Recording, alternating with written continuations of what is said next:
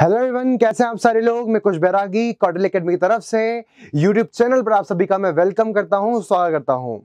हम सारे लोग आज के सेशन में करंट से जुड़ी हुई इकोनॉमी कुछ न्यूज़ को कंप्लीट करने वाले हैं। आप सभी ने कुछ चीज़ को जाना था कि भैया आरबीआई के द्वारा थोड़े दिन पहले रेपो रेट को 50 बेसिक पॉइंट से बढ़ा दिया गया। देखिए न्यूज़ लिखी हुई है, आरबीआई के द्वारा रेपो दर को बढ़ाकर 4.40% कर दिया गया है। तो पहले हमको ये समझना है कि रेपो रेट क्या होती है और रेपो रेट के बढ़ने या कम होने से अर्थव्यवस्था पर क्या प्रभाव पड़ता है। तो चलिए आज के सेशन को स्टार्ट करते हैं आरबीआई के बारे में ये चीज समझने के लिए। रेपो रेट क्या है, पहली बात समझना है कि what is mean by repo rate या रेपो दर क्या होती है। यहां पर समझिएगा, आप सभी को पता है देश के अंदर हमने एक केंद्रीय बैंक की स्थापना करी है जिसको अपन बोलते हैं RBI, reserve bank of India. RBI की स्थापना करने के साथ साथ हमने आरबीआई को कुछ काम दिए हैं। काम कैसे? हमने आरबीआई को काम दिया है कि भैया देश के अंदर जितने भी बैंक्स होंगे उनका नियंत्रण नियमन करने का आपका मेन काम होगा। बाजार में महंगाई को नियंत्रित करने के लिए, बाजार में मुद्रा की तरलता को नियंत्रित करने का एक देवता का काम होगा। रेपो रेट आरबीआई बढ़ा रहा है, कम कर रहा है, उसका क्या प्रभाव है, बात के बाद समझेंगे हम लोग। लेकिन पहले ये तो समझे कि रेपो रेट किस चीज का नाम है। पॉइंट समझिएगा, आप सभी देश के अंदर एक संस्था को जानते होंगे जिसका नाम है रिजर्व बैंक ऑफ इंडिया, जिसे भारत में केंद्रीय बैंक के रूप में स्थापित किया गया है, जिसका मेन काम है बैंकों का नियंत्रण करना। आप सभी को पता होना चाहिए देश के अंदर कई सारे बैंक हैं और बैंकों के पिताजी के रूप में स्थापित किया हमने रिजर्व बैंक ऑफ इंडिया को। मतलब बैंकों का पिताजी कौन है? Reserve bank. आप सभी को पता है कि पिताजी या पापा क्या करते हैं? बच्चों का नियंत्रण भी करते हैं और बच्चों को सहायता भी करते हैं। तो मैं आपको अगले सेशन में एक चीज समझाने वाला हूं कि आरबीआई बैंकों पर नियंत्रण किस प्रकार से करता है। तो सीआरआर, एसएलआर कुछ ऐसे मानदंड है जिसके माध्यम से ये आरबीआई नामक पिताजी बैंकों पर नियंत्रण करते हैं। लेकिन आज हम वाली चर्चा नहीं करने वाले हैं। आज हम ये चर्चा करेंगे कि जब ये बच्चों को बैंकों को समस्या का सामना करना पड़ता है तो ये बच्चे क्या अपने पिताजी से सहायता ले सकते हैं? आंसर शुड बी यस, पिताजी सहायता भी करेंगे। अब ये सहायता कौन सी वाली है? आप सभी को पता है हमारे देश में बैंकों का प्रमुख कार्य होता है बाजार के अंदर लोन बांटना। अगर हम सारे के सारे लोग बैंक के पास जाएंगे और अपनी सेविंग जमा करेंगे तो बैंक वाले लोग हमारे जमा को स्वीकार करते हैं। साथ ही साथ बैंक वाले बाजार के अंदर उत्पादन करने वाले को जब काम करने के लिए, उत्पादन बढ़ाने के लिए ऋण के रूप में, पैसे के रूप में पूंजी की सहायता भी प्रदान करते हैं। अब मान के चलो बैंकों को मार्केट में लोन तो बांटना है लेकिन बैंकों के पास तरलता नहीं बची, बैंकों का पैसा खत्म हो गया या बैंकों को उस टाइम पे तरलता संकट का सामना करना पड़ता है, कुछ भी कारण हो सकता है। बैंकों को इंस्टेंटली पैसों की आवश्यकता है। अगर आपको पैसे की आवश्यकता होती है तो आप बैंकों के पास जाते हो।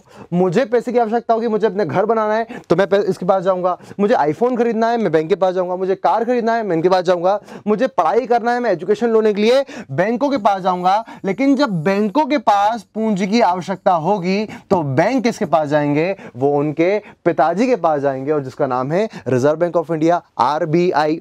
समझना, देखिए आर्थिक सिद्धांतों को समझने में स्टूडेंट्स को बड़ी समस्याओं का सामना करना पड़ता है। रेपो रेट क्या है, जीडीपी क्या है, जीएनपी क्या है, मतलब सर खपा देती है ये चीजें।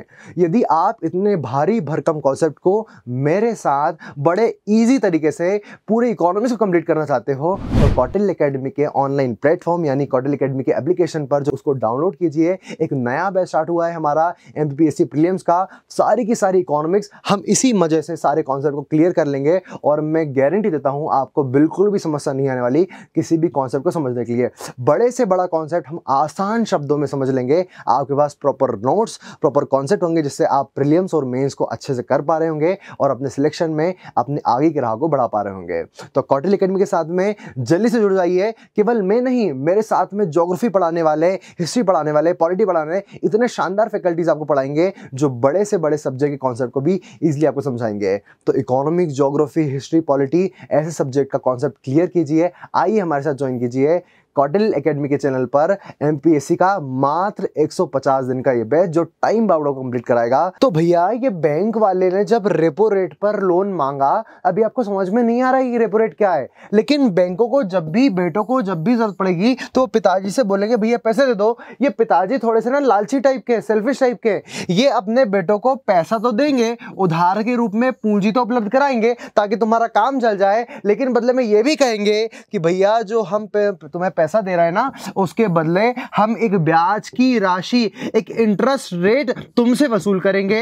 तो ध्यान रखिए, जब भी आरबीआई बैंकों को उधार देगा और बदले में एक ब्याज की दर वसूल करेगा, उसी ब्याज की दर को अपन रेपो रेट कहते हैं। क्या आप इस बात को समझ पा रहे हैं? आरबीआई ने बैंकों को दिया ऋण और ऋण के बदले में ली एक ब्याज की राशि है, ब्याज की दर, उसे ही अपन रेपो रेट कहेंगे। जैसे मैंने आपको लोन दिया, तो मैं आपको लोन क्यों दूंगा? लाभ कमाने के लिए। ऑब्वियसली 1 लाख का लोन दूंगा तो भैया 1 लाख थोड़ी वापस लूंगा, मैं उससे ज्यादा ले रहा हूंगा। जिस ब्याज दर पर मैं आपको लोन दूंगा, उसी ब्याज दर को यहां पर आप रेपो रेट बोल रहे हो, लेकिन यहां पर लेन देन आप और मेरे बीच में नहीं, बैंक और आरबीआई के बीच में हो रहा है। यानी रेपो रेट वह ब्याज की दर है जो बैंकों के द्वारा चुकाई जाती है और आरबीआई के द्वारा वसूल की जाती है। तो क्या आप रेपो रेट को समझ पा रहे हो? बिल्कुल सिंपल सी बात है। जब भी आरबीआई लोन देगा तो बदले में जो ब्याज वसूल करेगा वो रेपो रेट है, या बैंक जो रेपो रेट चुकाएंगे, जो ब्याज दर चुकाएंगे, उसे आप रेपो दर कहोगे। लेकिन इतना तो आप सामान्य रूप से जान रहे होगे, लेकिन कभी कभी एमपीएससी में, मेंस में, यूपीएससी के प्रीलिम्स में कुछ तार्किक क्वेश्चन के माध्यम से रेपो रेट के बारे में और विस्तार से चर्चा कर ली जाती है। तो आइए अपन थोड़ा सा और विस्तार समझते हैं रेपो दर को। आपके मन में प्रश्न उठेगा कि सर इस रेपो का नाम रेपो ही क्यों रखा? कुछ और भी तो रख सकते थे, कितना गंदा सा नाम है रेपो। तो रेपो का फुल फॉर्म क्या होता है? तो पॉइंट समझना, यहां पर शब्द लिखा हुआ है रिवर्स परचेजिंग ऑपरेशन। रेपो का फुल फॉर्म होता है आरईपीओ को, रिवर्स परचेसिंग ऑपरेशन, मतलब फिर से खरीदने की प्रक्रिया, पुनर्खरीद करने की प्रक्रिया भी कहा जाता है। अब आपको समझ में नहीं आ रहा, सर आपने भी बोला कि रेपो का मतलब है कि जब भी आरबीआई लोन देगा, बदले में जो ब्याज लेगा वो रेपो रेट है। तो फिर रेपो रेट के अंदर ये रिवर्स परचेसिंग ऑपरेशन क्या है और किसकी रिवर्स परचेसिंग की जा रही है, किसकी फिर से पुनर्खरीद की जा रही है? तो यहां से आंसर निकल के आता है, सरकारी प्रतिभूतियों या गवर्नमेंट सिक्योरिटी की पुनर्खरीद की जा रही है। इस पूरे पैराग्राफ को समझने के लिए आपको एक बात समझनी पड़ेगी, जिसके लिए मुझे नई स्लाइड का सहारा लेना पड़ेगा। आइए स्क्रीन पर देखिएगा। हमारे देश की सरकार है और इस देश की सरकार को कभी कभी पैसों की आवश्यकता होती है। आप सभी को पता है गवर्नमेंट को पैसों की आवश्यकता क्यों होती है? इनको किसान सम्मान निधि चलाना है, इनको देश के अंदर विकास करना है, प्रधानमंत्री ग्राम सड़क योजना के माध्यम से चीजें करना है। तो भैया सरकारों को पैसे की आवश्यकता होती है। अब देश के अंदर सरकार के पास पैसे का प्रमुख स्रोत है टैक्स लगाना। सरकार टैक्स के माध्यम से पैसा कमा सकती है। मान के चलो सरकार यदि ज्यादा टैक्स लगा देगी तो हम हल्ला करने लगेंगे कि मोदी जी ने महंगाई बढ़ा दी, ऐसा कर दिया, वैसा कर दिया, टैक्स ज्यादा ले रहा है, सारी चीजें। तो सरकार टैक्स नहीं बढ़ा पा रही, लेकिन सरकार को योजना चलाने के लिए, किसानों के लिए योजना चलाने के लिए, रोडों को निर्माण करने के लिए, शिक्षा देने के लिए पैसों की आवश्यकता है। अब सरकार पैसा कैसे कमाए? पॉइंट समझिएगा, सरकार के द्वारा, गवर्नमेंट के द्वारा कभी कभी लोन लेने के लिए एक नई हथकंडे, एक नई प्रक्रिया अपनाई जाती है, जिसे कहा जाता है सरकारी प्रतिभूतियां। ध्यान रखिएगा, यहां पर शब्द आता है एक नया, जिसको आपको समझने की आवश्यकता है। सरकारी प्रतिभूतियों को आप गवर्नमेंट सिक्योरिटीज या गवर्नमेंट सेक, जी सेक के नाम से भी जानते हो। अब क्या होती है सरकारी प्रतिभूतियां? अब मान के चलो आप सारे लोग जो मुझे देख रहे हो, उस टाइम पे मुझे सुन रहे हो, आप सारे लोग को पैसे की आवश्यकता होती है, या आप लोग को पैसे की आवश्यकता होती है, तो मुझे बता कुछ सर देखो हमको है ना पूरे 10 लाख रुपए की आवश्यकता है, क्या आप हमारी हेल्प कर दोगे? तो मैं बोल रहा हूँ ठीक है चलो भैया 10 लाख मेरे पास अभी है नहीं, 10 लाख नहीं तो आप मांगने जाओगे शाम को, ठीक ना, लेकिन फिर भी बोलते हो, समझाने के लिए बोल रहा हूँ कि सर मुझे 10 लाख की आवश्यकता है। मान के चलो मैंने आपको 10 लाख रुपए दिए। अब मैंने आपको 10 लाख रुपए दिए भरोसे के आधार पे कि आप मुझे 2 महीने बाद, 3 महीने बाद जब भी आपका काम हो जाएगा तो आप मुझे पैसे लौटा दोगे। लेकिन आप सारे लोग क्या करते हो, 10 लाख लेते हो और लेके भाग जाते हो सिंगापुर। अब भैया मेरे पास कोई प्रूफ है क्या आपके खिलाफ कोर्ट में जाने का कि सामने वाले फला फला व्यक्ति ने मुझसे 10 लाख लिए थे और वो मुझे चुका नहीं रहा है? आप तो मुझे बोल दोगे सर तुम कौन, तुमसे तो हमने ऑनलाइन क्लास में पढ़ा था। मतलब आपको जब मैंने 10 लाख रुपए दिए तो बदले में आपने मुझे कुछ प्रूफ नहीं दिया, लिखित पेपर नहीं दिया जिसके ऊपर लिखा हुआ है कि फलाना फलाना व्यक्ति कुछ सर से 10 लाख रुपए ले रहा है। पॉइंट समझना, यानी जब भी मैं लोन बांटूंगा तो बदले में मुझे या तो कुछ ना कुछ गिरवी रखवाना होता है, या मैं प्रूफ मांगूंगा, एक पेपर मांगूंगा जिस पर आप साइन करके जाओगे। अगर आप पैसा लेके भाग जाते हो तो मैं कोर्ट में दिखाऊंगा कि सर देखो इसने साइन किया हुआ है और इसके ऊपर खिलाफ कार्रवाई की जाए, नहीं तो मेरा पैसा लौटाया जाए। समझ पा रहे हैं? पॉइंट समझिएगा, भारत की सरकार को जब पैसे की आवश्यकता होती है तो इस देश के अंदर वो जारी करती है आरबीआई के माध्यम से सरकारी प्रतिभूति। ये आरबीआई जो है ना, ये सरकार के एजेंट के रूप में काम करता है। जैसे मेरा कोई असिस्टेंट हो तो वो मेरा काम कर रहा होगा, वैसे ही गवर्नमेंट के एजेंट के रूप में कौन काम कर रहा है? Reserve bank of India. अब पैसा किसको चाहिए? सरकार को। अब सरकार को पैसा चाहिए तो मान के चलो इस मार्केट में हम सारे लोग बैठे हुए हैं और हमारे मार्केट में ए लड़का बैठा हुआ है, बी लड़का बैठा हुआ है और सी लड़का बैठा हुआ है। इन तीनों के पास में एक लाख रुपए की राशि है और ये तीनों लोग अपने पैसे को कहीं ना कहीं निवेश करना चाह रहे हैं। सरकार ने कहा यदि आप 1 लाख रुपए हमको दोगे तो बदले में हम तुम्हें गवर्नमेंट सिक्योरिटी यानी जीसेक दे देंगे। मतलब ये जीसेक किसके पास आएगी? इन तीनों लोग के पास में। प्रूफ है कि भैया हमने सरकार को 1 लाख रुपए दिया है, सरकार नहीं लौटाती बाद में पैसा तो एक केस कोर्ट में जाके केस कर सकते हैं। अब सरकार ने इनको जीसेक दे दी, बदले में आ गया इनके पास में 1 लाख रुपए। पॉइंट समझना, सरकार के द्वारा आंतरिक ऋण इकट्ठा करने का एक तरीका होता है गवर्नमेंट सिक्योरिटी। और पॉइंट समझिएगा, ये जीसेक केवल हम लोग नहीं खरीदते, हमारे देश के अंदर बैंक्स, हमारे देश के अंदर जितनी भी कंपनियां हैं और जितने भी जनता या जितने भी निवेशक हैं वो सारे के सारे लोग इन जीसेक को सरकारी प्रतिभूतियों खरीद सकते हैं। क्योंकि नॉमिनल सरकार कहती है कि अगर आप 1 लाख रुपए आज हमको दोगे तो हम 1 साल के बाद तुमको 1,20,000, 1 का डबल नहीं करेंगे। यहाँ फिर नहीं चल रही, जैसे अक्षय कुमार करता ना 1 का डबल, वैसा नहीं चल रहा है। यहाँ पर 1 लाख के बदले 1,10,000 का रिटर्न, 10% रिटर्न, ऐसा कुछ सरकार आपको देगी। यहाँ पर पैसा डूबेगा नहीं क्योंकि ये सरकार के द्वारा गारंटी दी जा रही है। पॉइंट समझिएगा कि रेपो रेट के टाइम पे जीसेक का यूज क्यों किया जा रहा है? सरकार, सर आप ये क्यों बता रहे हो? मैं आपको इसलिए बता रहा हूं क्योंकि जनता जब भी जीसेक खरीदेगी वो किससे खरीदेगी? आरबीआई के माध्यम से, क्योंकि आरबीआई यहां पर एजेंट है। अब पॉइंट समझना, यदि आरबीआई ने आपको जीसेक बेचा है और आरबीआई आपसे जीसेक वापस ले ले तो क्या इसे आप रिवर्स परचेसिंग बोलोगे? बिल्कुल बोलोगे। मैंने आपको ये पेन बेचा और मैंने ही आपसे ये पेन खरीद लिया तो मैंने इस पेन का क्या किया? खरीदना नहीं बोलेंगे, इसे पुनर्खरीदना बोलेंगे, रिवर्स परचेसिंग ऑपरेशंस को बोलेंगे। अब ये समझना रेपो रेट में कहां से लागू हो रहा है। जैसे ये जो पिताजी है ना आरबीआई, ये बहुत ज्यादा स्वार्थी टाइप के पिताजी हैं। ये अपने पिताजी ऐसा नहीं कि जो आपके लिए काम करते जाएंगे। जब ये आरबीआई अपने बच्चों को लोन देता है तो बदले में ब्याज की दर तो वसूल करता ही है, जैसे अपन रेपो रेट बोलते हैं। लेकिन पॉइंट समझिएगा, इन बैंकों पर, अपने बेटों पर इन पिताजी का भरोसा नहीं है। अरे भैया, जब ये बैंक लोन लेते हैं तो बदले में इनसे गिरवी रखवाई जाती है जीसेक। मान के चलो मैं आपको 10 लाख रुपए का लोन देता हूं, लेकिन आपसे मैंने आपकी गाड़ी, आपका बंगला, आपके मंगलसूत्र, आपका सोने की चूड़ी, आपकी ये आपकी नहीं होगी लेकिन आपके आसपास आपकी मतलब जो होता है ना घर में किसी लोग की होती है, अगर आपके घर की कुछ ना कुछ ऐसी वस्तु जो कीमती है अगर वो मैं गिरवी रखवा लूं और उसके बाद मैं आपको लोन दूं, तभी जाके इसको सुरक्षित ऋण माना जाएगा और मुझे कोई दिक्कत नहीं है। आप भाग जाओ पैसा लेके, मैं आपकी गाड़ी बेच दूंगा, आपको घर बेच दूंगा, आप पैसा निकाल लूंगा। बैंक के ऊपर क्योंकि भरोसा नहीं है, हो सकता है बैंकों को लोन दिया और बैंक फेल हो गए, इसलिए आरबीआई कहता है यदि तुम्हें 10 लाख का लोन चाहिए तो एक काम करो, हमें पता है कि भैया तुमने पहले हमसे ही जीसेक खरीदी होगी, पहले उस गवर्नमेंट सिक्योरिटी को गिरवी में रख दो। मतलब यहां पर गवर्नमेंट सिक्योरिटी को पहले गिरवी में रखवाया जाता है आरबीआई के पास बैंकों से, उसके बाद में ऋण दिया जाता है। रेपो ऋण को देने से पहले आपको गवर्नमेंट सिक्योरिटी रखनी पड़ेगी, उसके बाद में आपको लोन मिलेगा। और क्योंकि इन बैंकों ने पहले आरबीआई से ही गवर्नमेंट सिक्योरिटी खरीदी थी, अब आरबीआई वापस उन्हें अपने पास रखवा रहा है, तो देखने में ऐसा लगता है कि आरबीआई यहां पर रिवर्स परचेसिंग ऑपरेशन कर रहा है जीसेक का। इसलिए आपको रेपो रेट के अंदर रिवर्स परचेसिंग और गवर्नमेंट सिक्योरिटी के सारे क्रियाकलाप देखने मिलते हैं। क्या आप इस बात को समझ पा रहे हैं? अगर मेंस में भी आ गया, प्रीलिम्स में भी आ गया, तो बैंकों के माध्यम से आरबीआई क्या काम कर रहा है, ब्याज भी ले रहा है, जीसेक भी ले रहा है। इतना लालची पिताजी आपको देखने मिल रहा है आरबीआई, लेकिन लालच होना जरूरी है क्योंकि अगर ऐसा नियंत्रण नहीं होगा तो बैंक कुछ तो भी काम करेंगे और बाद में आप या हमको नुकसान पहुंच रहा होगा। समझ पा रहे हैं? चलिए आगे की पृष्ठभूमि की ओर बढ़ते हैं। अब हम समझते हैं यदि देश के अंदर रेपो रेट, जैसे आपने देखा अभी स्टार्टिंग में बताया था मैंने आपको कि आरबीआई ने अभी रेपो रेट का मान बढ़ा दिया। अब रेपो रेट के बढ़ने से क्या होता है? रेपो रेट के बढ़ने से आप सभी को पता होना चाहिए, यदि देश के अंदर आरबीआई ने रेपो रेट का मान बढ़ा दिया तो आप सभी को पता है कि रेपो रेट बढ़ गया, मतलब बैंकों को अगर आरबीआई से अब लोन चाहिए तो बैंकों को ब्याज अधिक चुकाना पड़ेगा, कम चुकाना पड़ेगा। ऑब्वियसली बैंकों को अधिक ब्याज दर देनी पड़ेगी लोन के एवज में। अब पॉइंट समझना, अगर ब्याज दर अधिक चुकानी पड़ी तो भैया जो बैंक मजबूरी में होंगे वो तो लोन ले लेंगे, लेकिन अधिकांश बैंक क्या आरबीआई से लोन लेना चाहेंगे? आरबीआई से लोन नहीं लेना चाहेंगे। क्यों? क्योंकि बदले में उन्हें बहुत ज्यादा ब्याज चुकाना पड़ रहा है। ऐसा सोच के देखो, मैं आपको दो लोन देता हूं, एक सस्ता लोन, मतलब मैं आपको एक बार लोन देता हूं तो बहुत कम ब्याज दर लेता हूं, तो आप सारे लोग पसंद हो जाओगे, मजा जाएगा आपको, सारे के सारे लोग लोन ले जाओगे।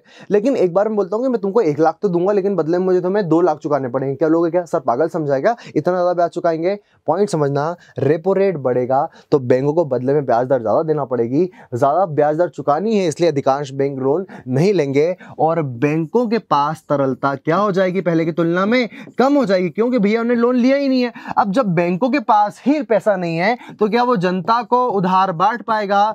जनता को जब वो उधार नहीं बांट पाएगा तो बाजार में मुद्रा की तरलता कम हो जाएगी। यानी रेपो रेट के बढ़ने से बाजार में मुद्रा की तरलता कम हो जाती है। व्हाट इज मीन बाय तरलता? यदि आप लोग के पास पैसा नहीं आया लोन के रूप में, मतलब आपके पास पैसा है ही नहीं, तो तरलता मार्केट में है ही नहीं। मन में प्रश्न उठेगा कि सर आरबीआई ऐसा क्यों करता है, बाजार में मुद्रा की तरलता कम क्यों कर रहा है? तो शब्द से परिचय करवाना पड़ेगा मुझे, मुद्रास्फीति से। यह मुद्रास्फीति का मतलब वही है जिसे आप महंगाई के रूप से जानते हो। सखी सैया तो बहुत ही कमात है, ये महंगाई डायन खाए जाते। भैया महंगाई और मुद्रास्फीति का एक कारण होता है मार्केट में मांग में वृद्धि होना। जैसे मान के चलो हम 10 लोग बैठे हैं और 10 को भूख लगी है, लेकिन मार्केट में समोसे केवल 2 हैं। समोसे की कीमत साधारण होती है 10 रुपए का एक समोसा, लेकिन सोच के देखो अब 10 लोग हैं, 10 लोग को भूख लग रही है और समोसे 2 हैं, तो कौन व्यक्ति उन 2 समोसे खाएगा? जो समोसे की कीमत 10 नहीं, कोई व्यक्ति यदि 100 रुपए की कीमत चुकाएगा तो उसी व्यक्ति को वो समोसा मिल पाएगा। मतलब जब 10 लोग होंगे तो जो सबसे ज्यादा पैसा देगा उन समोसों के लिए, वो समोसों को खाकर अपनी भूख मिटा पाएगा। मतलब जब मांग में वृद्धि होती है, जब लोग होते हैं तो वो मांग करते हैं और मांग में वृद्धि कारण वस्तु की कीमतें बढ़ जाती हैं और वस्तु की कीमतें बढ़ना ही क्या कहलाती है? जैसे समोसा 10 का था, अब वो 100 रुपए का बोली के आधार पर बिक रहा है, तो वस्तु की कीमत महंगी हो गई और देश में आपको महंगाई या मुद्रास्फीति देखने मिल रही है। लेकिन और देखिएगा कि भैया मांग में वृद्धि का कारण क्या है? मांग में वृद्धि का कारण यह है क्योंकि बाजार में जनता के पास में मुद्रा की तरलता ज्यादा है। यदि जनता के पास पैसा होता ही नहीं तो वो मांग कर ही नहीं पाती, और मांग ही नहीं करती तो मुद्रास्फीति नहीं होती है। मतलब अगर आपको महंगाई कंट्रोल करना है तो मांग कंट्रोल करनी पड़ेगी, मांग कंट्रोल करना है तो मुद्रा की तरलता नियमित करनी पड़ेगी। और आप सभी को पता है यदि रेपो रेट का मान बढ़ा दिया जाएगा तो बाजार में मुद्रा की तरलता कम हो जाएगी, और मुद्रा की तरलता कम होगी तो मांग कम हो जाएगी, मांग कम होगी तो महंगाई कम होगी। इसलिए एक नोट ध्यान रखिएगा, आरबीआई के द्वारा रेपो रेट के मान में वृद्धि की जाती है तरलता कम करने के लिए या महंगाई को नियंत्रित करने के लिए। उसी प्रकार से एक नया सिद्धांत हम समझें कि बी प्रभाव अपन देखते हैं। अब अगर रेपो रेट के मान को बढ़ाने की जगह रेपो रेट के मान को कम कर दिया जाए, अब सोच के देखो, रेपो रेट का मान कम कर रहा है, इसका मतलब क्या है कि अगर आरबीआई से बैंकों को लोन लेना है तो बैंकों को बदले में जो ब्याज चुकाना पड़ेगा वो कम होगा। अब सोच के देखो, बैंकों को कम ब्याज चुकाना है तो अधिकांश बैंक उधार लेने के लिए प्रेरित होंगे। उधार के लिए प्रेरित होंगे तो भैया बैंकों के पास में ज्यादा उधार आ जाएगा और बैंक वाले अब बहुत पैसे वाले हो जाएंगे। बैंकों के पास में तरलता बढ़ जाएगी। जब बैंकों के पास पैसा जाएगा तो बैंक क्या करेंगे? उस पैसे को अचार तो डालेंगे नहीं, बैंक आप लोग को मतलब जनता को उधार के रूप में पैसा बांटेंगे। और जब जनता के पास में उधार बढ़ेगा, पैसा बढ़ेगा, तो बाजार यानी जनता के पास मुद्रा की तरलता बढ़ जाएगी। और मुद्रा की तरलता जनता के पास बढ़ती है तो आपको संबंध देखने मिलेगा कि रेपो रेट के मान को कम करने से बाजार में मुद्रा की तरलता बढ़ जाती है। अब आपके मन में प्रश्न होगा होगा कि तरलता क्या है। पहले आरबीआई ने तरलता कम करी, अब आरबीआई तरलता बढ़ा रहा है। इससे क्या पॉइंट समझना, यदि मार्केट में तरलता ज़्यादा होगी ना तो मांग ज़्यादा होगी, मांग ज़्यादा होगी तो महंगाई बढ़ जाएगी, वो भी गलत है।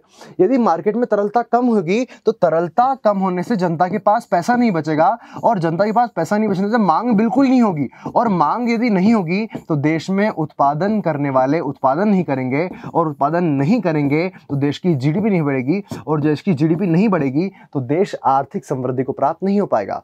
मतलब जीडीपी बढ़ाने के लिए, उत्पादन करने के लिए, मांग करवाने के लिए तरलता भी आवश्यक होती है। तरलता को बढ़ाने के लिए ही आप यदि रेपो रेट का मान कम करोगे तो यहाँ पर बैंक अब ज़्यादा लोन बांट पाएंगे, इससे तरलता बढ़ेगी, मांग बढ़ेगी। इसको थोड़ा सा दूसरे पैर में लिखते हैं, मांग बढ़ेगी, उत्पादन बढ़ेगा, जीडीपी बढ़ेगी, और भारत आर्थिक समृद्धि पहले होगी, विकास बाद में आएगा, लेकिन इकोनॉमिकल ग्रोथ को भारत प्राप्त हो पाएगा। यही एक साधारण सा कॉन्सेप्ट है रेपो रेट को बढ़ाने का और कम करने का। तो आप ध्यान दीजिएगा, वर्तमान में आरबीआई ने रेपो रेट को बढ़ाकर 4.40% किया, तो उसके पीछे क्या तार्किक कारण था? सारे लोग मुझे कमेंट सेक्शन बताइए। अगर आपको कुछ दिख रहा है, नींबू के भाव बढ़ रहे थे सर, उसको कंट्रोल करना था, या कुछ ऐसे तार्किक कारण आपको देखने मिल रहे हैं, तो आरबीआई के उस क्रोनोलॉजी को थोड़ा इवेल्युएट करके बताइए कि वर्तमान में ये रेपो रेट क्यों बढ़ाई गई, क्या कारण आप जानते हैं। तो पूरा को समझा दिया है।